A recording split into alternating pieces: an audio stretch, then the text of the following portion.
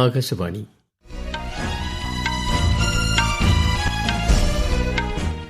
നമസ്കാരം.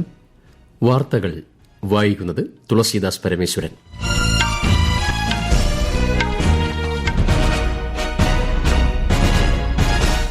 പ്രധാന വാർത്തകൾ. പശ്ചിമബംഗാളിൽ രണ്ടാം ഘട്ട തെരഞ്ഞെടുപ്പിൽ വോട്ടെടുപ്പ് പുരോഗമിക്കുന്നു. 11 മണിവരെ രേഖപ്പെടുത്തിയത് 40% പോളിംഗ്. നിയമസഭാ തെരഞ്ഞെടുപ്പ് നടന്ന കേരളമടക്കമുള്ള സംസ്ഥാനങ്ങളിൽ വോട്ടെണ്ണൽ മെയ് 4-ന്. മുന്നൊരുക്കങ്ങൾ ഊർജിതമാക്കി തെരഞ്ഞെടുപ്പ് കമ്മീഷൻ. ദുർബല വിഭാഗങ്ങളിൽ നിന്നുള്ള കുട്ടികൾക്ക് സ്കൂളുകളിൽ പ്രവേശനം നിഷേധിക്കുന്നത് വിദ്യാഭ്യാസത്തിനുള്ള മൌലിക അവകാശത്തിന്റെ ലംഘനമാണെന്ന് സുപ്രീംകോടതി. സംസ്ഥാനത്ത് വരും ദിവസങ്ങളിൽ മഴ കൂടുതൽ ശക്തിപ്പെടുമെന്ന് കേന്ദ്ര കാലാവസ്ഥാ വകുപ്പ്. വിവിധ ജില്ലകളിൽ മഞ്ഞ ജാഗ്രത. പെട്രോളിയം കയറ്റുമതി രാജ്യങ്ങളുടെ കൂട്ടായ്മയായ ഒപെക്കിൽ നിന്നും മെയ് 1 മുതൽ പിന്മാറുമെന്ന് UAE. IPL ക്രിക്കറ്റിൽ ഇന്ന് മുംബൈ ഇന്ത്യൻസ് സൺറൈസേഴ്സ് ഹൈദരാബാദിനെ നേരിടും. വാർത്തകൾ വിശദമായി. പശ്ചിമബംഗാളിൽ രണ്ടാം ഘട്ട തെരഞ്ഞെടുപ്പിൽ വോട്ടെടുപ്പ് പുരോഗമിക്കുന്നു. 11 മണിവരെയുള്ള കണക്കനുസരിച്ച് 40% പോളിംഗാണ് രേഖപ്പെടുത്തിയത്. 142 മണ്ഡലങ്ങളിലായി 1448 സ്ഥാനാർത്ഥികൾ മത്സര രംഗത്ത് ഉണ്ട്. 41,001 പോളിംഗ് സ്റ്റേഷനുകളാണ് വോട്ടെടുപ്പിനായി ക്രമീകരിച്ചിരിക്കുന്നത്. രാവിലെ 7-ന് ആരംഭിച്ച പോളിംഗ് വൈകിട്ട് 6 വരെ തുടരും. കനത്ത സുരക്ഷാ ക്രമീകരണങ്ങളാണ് വോട്ടെടുപ്പിനോടനുബന്ധിച്ച് പശ്ചിമബംഗാളിൽ ഏർപ്പെടുത്തിയിരിക്കുന്നത്. സൌത്ത് 24 പർഗാനാസിലും നാദിയയിലും ഉണ്ടായ ഒറ്റപ്പെട്ട അനിഷ്ട സംഭവങ്ങൾ ഒഴിച്ചു നിർത്തിയാൽ പോളിംഗ് പൊതുവെ സുഗമമായാണ് മുന്നോട്ടു പോകുന്നത്. കേരളം ഉൾപ്പെടെ നിയമസഭാ തെരഞ്ഞെടുപ്പ് നടന്ന 4 സംസ്ഥാനങ്ങളിലും പുതുച്ചേരിയിലും മെയ് 4-നാണ് വോട്ടെണ്ണൽ. വോട്ടെണ്ണലിനുള്ള ക്രമീകരണങ്ങൾ സംസ്ഥാനത്ത് പുരോഗമിക്കുകയാണ്. കൌണ്ടിംഗ് ഏജന്റുമാരുടെ പട്ടിക വോട്ടെണ്ണൽ തീയതിക്ക് 3 ദിവസം മുൻപായി റിട്ടേണിംഗ് ഓഫീസർമാർക്ക് നൽകണമെന്നാണ് നിർദ്ദേശം. ഓരോ ഏജന്റിനുമുള്ള ഐഡന്റിറ്റി കാർഡുകൾ റിട്ടേണിംഗ് ഓഫീസർമാർ തയ്യാറാക്കുകയും അത് സ്ഥാനാർത്ഥികൾക്ക് കൈമാറുകയും ചെയ്യും. കൂടുതൽ വിവരങ്ങളുമായി ആകാശവാണി ലേഖകൻ സ്മിതി M. പള്ളുരുത്തി. തങ്ങളെ നിയമിച്ചുകൊണ്ടുള്ള കത്തും റിട്ടേണിംഗ് ഓഫീസർ നൽകിയ ഐഡന്റിറ്റി കാർഡും ഹാജരാക്കുന്ന കൌണ്ടിംഗ് ഏജന്റുമാരെ മാത്രമായിരിക്കും വോട്ടെണ്ണൽ കേന്ദ്രത്തിലേക്ക് പ്രവേശിപ്പിക്കുക. കൌണ്ടിംഗ് ഏജന്റായി നിയമിക്കുന്നതിന് പ്രത്യേക യോഗ്യതയൊന്നും നിയമം അനുശാസിക്കുന്നില്ല. പക്ഷേ ചില സ്ഥാനങ്ങളിൽ ഇരിക്കുന്നവരെ സ്ഥാനാർത്ഥികൾക്ക് കൌണ്ടിംഗ് ഏജന്റായി നിയമിക്കാനാകില്ല. കേന്ദ്ര സംസ്ഥാന മന്ത്രിമാർ, പാർലമെന്റ് അംഗങ്ങൾ, നിയമസഭാംഗങ്ങൾ, മേയർ, മുനിസിപ്പൽ ചെയർപേഴ്സൺ, പൊതുമേഖലാ സ്ഥാപന ചെയർപേഴ്സൺമാർ, സർക്കാരിൽ നിന്ന് ഓണറേറിയം കൈപ്പറ്റുന്നവർ, ഏതെങ്കിലും സർക്കാർ സ്ഥാപനത്തിൽ പാർട്ട് ടൈം ജോലി ചെയ്യുന്നവർ, അംഗൻവാടി ജീവനക്കാർ, സർക്കാർ ജീവനക്കാർ തുടങ്ങിയവരെ കൌണ്ടിംഗ് ഏജന്റുമാരായി നിയമിക്കാനാകില്ല. മണ്ഡലത്തിലെ താമസക്കാരായ പഞ്ചായത്ത് പ്രസിഡന്റുമാർ, അംഗങ്ങൾ, കോർപ്പറേഷൻ, മുനിസിപ്പാലിറ്റി അംഗങ്ങൾ തുടങ്ങിയവരെ കൌണ്ടിംഗ് ഏജന്റുമാരായി നിയമിക്കുന്നതിൽ തടസ്സമില്ല. ഇന്ത്യൻ പൌരന്മാരായ NRIകളെ നിയമിക്കുന്നതിലും നിരോധനമില്ല. പ്രധാനമന്ത്രി നരേന്ദ്രമോദിയുടെ ഉത്തർപ്രദേശ് സന്ദർശനം പുരോഗമിക്കുന്നു. വാരാണസിയിലെ കാശി വിശ്വനാഥ ക്ഷേത്രത്തിൽ അദ്ദേഹം ദർശനം നടത്തി. ഹർദോയിൽ പൊതുസമ്മേളനത്തെ അദ്ദേഹം അഭിസംബോധന ചെയ്യുകയാണ്. വിവിധ പദ്ധതികൾക്കും പ്രധാനമന്ത്രി സംസ്ഥാനത്ത് തുടക്കം കുറിക്കും. ദുർബല വിഭാഗങ്ങളിൽ നിന്നുള്ള കുട്ടികൾക്ക് സ്കൂളുകളിൽ പ്രവേശനം നിഷേധിക്കുന്നത് വിദ്യാഭ്യാസത്തിനുള്ള മൌലിക അവകാശത്തിന്റെ ലംഘനമാണെന്ന് സുപ്രീംകോടതി. സമീപ സ്കൂളുകളിൽ കുട്ടികൾക്ക് പ്രവേശനം നൽകാൻ സ്വകാര്യ അൺഎയ്ഡഡ് സ്കൂളുകളടക്കം നിയമപരമായ ബാധ്യതയുണ്ടെന്നും കോടതി പറഞ്ഞു. ദുർബല വിഭാഗത്തിൽപ്പെട്ട കുട്ടികൾക്കായി 25% സീറ്റുകൾ മാറ്റിവയ്ക്കേണ്ടതാണ്. വിദ്യാർത്ഥികൾക്ക് സ്കൂൾ പ്രവേശനം ഉറപ്പുവരുത്തുന്നതിനെ ദേശീയ ദൌത്യമായി കാണണമെന്നും സുപ്രീംകോടതി വ്യക്തമാക്കി. രാജ്യത്തെ വൈദ്യുതി ഉപഭോഗം സർവ്വകാല റെക്കോർഡിൽ 256 ഗിഗാവാട്ടിന് മുകളിലാണ് ഈ മാസം 25-ലെ വൈദ്യുതി ഉപഭോഗമെന്ന് കേന്ദ്ര ഊർജ്ജ മന്ത്രാലയം അറിയിച്ചു. 2024 മെയ് മാസത്തിൽ രേഖപ്പെടുത്തിയ 250 ഗിഗാവാട്ട് എന്ന റെക്കോർഡാണ് ഇതിലൂടെ മറികടന്നത്. അയൽ രാജ്യങ്ങളിലേക്കുള്ള വൈദ്യുതി കയറ്റുമതി നിലനിർത്തിക്കൊണ്ട് തന്നെയാണിതെന്നും മന്ത്രാലയം വ്യക്തമാക്കി. സംസ്ഥാനത്ത് വൈദ്യുതി ഉപഭോഗം വലിയ തോതിൽ വർദ്ധിച്ച സാഹചര്യത്തിൽ പ്രതിസന്ധി കണക്കിലെടുത്ത് വൈദ്യുതി നിയന്ത്രണം ഏർപ്പെടുത്താൻ KEB ഉന്നതതല യോഗം ഇന്നലെ തീരുമാനിച്ചിരുന്നു. വൈകുന്നേരം 6-നും 12-നുമിടയിൽ അരമണിക്കൂറിൽ താഴെ സമയത്തേക്ക് ആയിരിക്കും നിയന്ത്രണം. മോട്ടോർ വാഹന ചട്ടങ്ങളിൽ നിർണായക ഭേദഗതികളുമായി കേന്ദ്ര സർക്കാർ. പരിസ്ഥിതി സൌഹൃദ ഇന്ധനങ്ങളായ എഥനോൾ, ബയോഫ്യൂവൽ എന്നിവയുടെ ഉപയോഗം വർദ്ധിപ്പിക്കുന്നതിന്റെ ഭാഗമായാണ് 1989-ലെ കേന്ദ്ര മോട്ടോർ വാഹന ചട്ടങ്ങളിൽ പരിഷ്കാരം വരുത്തുന്നത്. ഇതു സംബന്ധിച്ച കരട് വിജ്ഞാപനം കേന്ദ്ര സർക്കാർ പുറപ്പെടുവിച്ചു. ബയോഡീസൽ മിശ്രണത്തിന്റെ അളവ് B10-ൽ നിന്നും B100-ലേക്ക് ഉയർത്തുവാനുള്ള നിർദ്ദേശം ഉൾപ്പെടെയാണ് കരട് ചട്ടങ്ങളിൽ ഉള്ളത്. പരിസ്ഥിതി മലിനീകരണം കുറയ്ക്കുന്നതിന്റെ ഭാഗമായി വാഹനങ്ങളുടെ എമിഷൻ ടെസ്റ്റ് ടെസ്റ്റിംഗ് മാനദണ്ഡങ്ങൾ കൂടുതൽ കർശനമാക്കുകയും ഏകീകരിക്കുകയും ചെയ്തു.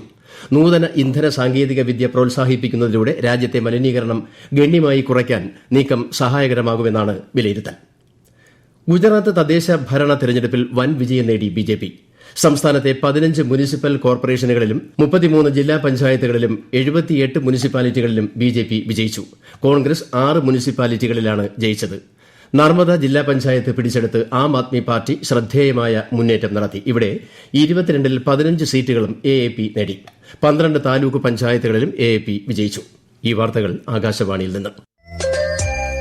ആകാശവാണി വാർത്തകളും വാർത്താ അധിഷ്ഠിത പരിപാടികളും all India radio news Thiruvananthapuram YouTube ചാനലിലും @ഓൾ India radio news Thiruvananthapuram Facebook പേജിലും AIR ന്യൂസ് _ ഇൻസ്റ്റഗ്രാം അക്കൌണ്ടിലും @AIR ന്യൂസ് _TVM X ഹാൻഡിലും ലഭ്യമാണ്.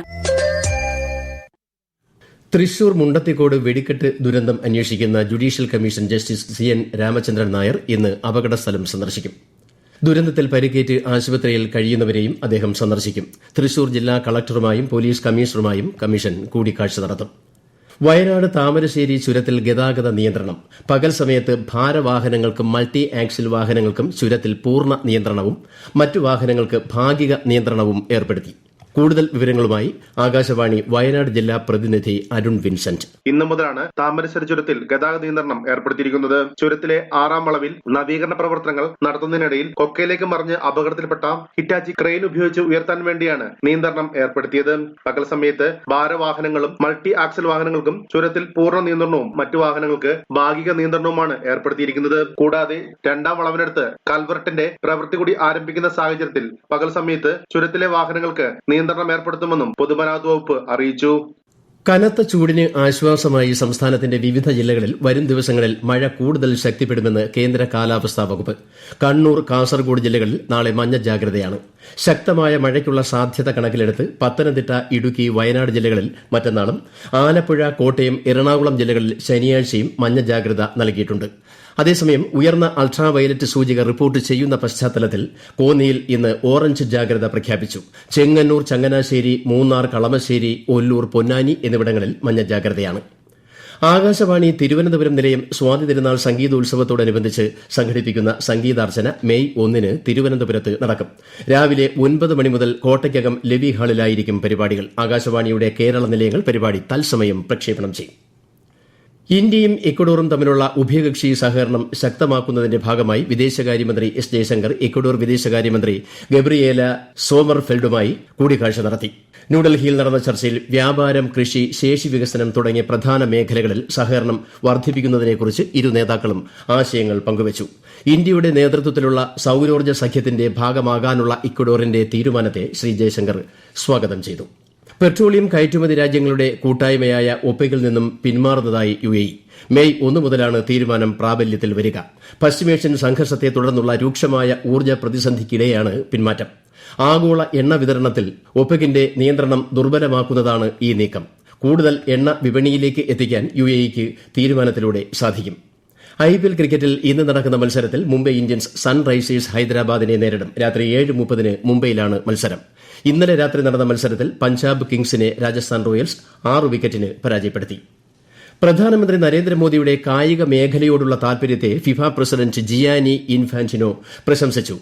കുട്ടികൾക്കൊപ്പം ഫുട്ബോൾ കളിക്കുന്ന പ്രധാനമന്ത്രിയുടെ ചിത്രം അദ്ദേഹം പങ്കുവച്ചു. ഗാങ്ടോക്കിൽ ഇന്നലെ യുവതാരങ്ങൾക്കൊപ്പം ഫുട്ബോൾ കളിച്ച പ്രധാനമന്ത്രി ഊർജ്ജസ്വലമായ അനുഭവമായാണ് ഇതിനെ വിശേഷിപ്പിച്ചത്. രാജ്യത്തെ ഓഹരി വിപണികളിൽ നേട്ടം. സെൻസെക്സ് 1077 പോയിന്റ് നേട്ടത്തിൽ 77,963-ലും നിഫ്റ്റി 326 പോയിന്റ് ഉയർന്ന് 24,321-ലും വ്യാപാരം തുടരുന്നു. സ്വർണ്ണവില കൂടി. പവന് 320 രൂപ ഉയർന്ന് 1,11,000 രൂപയും ഗ്രാമിന് 13,875 രൂപയുമാണ് ഇന്നത്തെ വില. പ്രധാന വാർത്തകൾ വീണ്ടും. പശ്ചിമ ബംഗാളിൽ 2ാം ഘട്ട തെരഞ്ഞെടുപ്പിൽ വോട്ടെടുപ്പ് പുരോഗമിക്കുന്നു. 11 മണിവരെ രേഖപ്പെടുത്തിയത് 40% പോളിംഗ്. നിയമസഭാ തെരഞ്ഞെടുപ്പ് നടന്ന കേരളമടക്കമുള്ള സംസ്ഥാനങ്ങളിൽ വോട്ടെണ്ണൽ മെയ് 4 മുന്നൊരുക്കങ്ങൾ ഊർജിതമാക്കി തെരഞ്ഞെടുപ്പ് കമ്മീഷൻ. ദുർബല വിഭാഗങ്ങളിൽ നിന്നുള്ള കുട്ടികൾക്ക് സ്കൂളുകളിൽ പ്രവേശനം നിഷേധിക്കുന്നത് വിദ്യാഭ്യാസത്തിനുള്ള മൌലിക അവകാശത്തിന്റെ ലംഘനമാണെന്ന് സുപ്രീംകോടതി. സംസ്ഥാനത്ത് വരും ദിവസങ്ങളിൽ മഴ കൂടുതൽ ശക്തിപ്പെടുമെന്ന് കേന്ദ്ര കാലാവസ്ഥാ വകുപ്പ്. വിവിധ ജില്ലകളിൽ മഞ്ഞ ജാഗ്രത. പെട്രോളിയം കയറ്റുമതി രാജ്യങ്ങളുടെ കൂട്ടായ്മയായ ഒപെക്കിൽ നിന്നും മെയ് 1 മുതൽ പിന്മാറുമെന്ന് UAE. IPL ക്രിക്കറ്റിൽ ഇന്ന് മുംബൈ ഇന്ത്യൻസ് സൺറൈസേഴ്സ് ഹൈദരാബാദിനെ നേരിടും. വാർത്തകൾ കഴിഞ്ഞു. അടുത്ത വാർത്താ പ്രക്ഷേപണം വൈകിട്ട് 3 മണിക്ക്.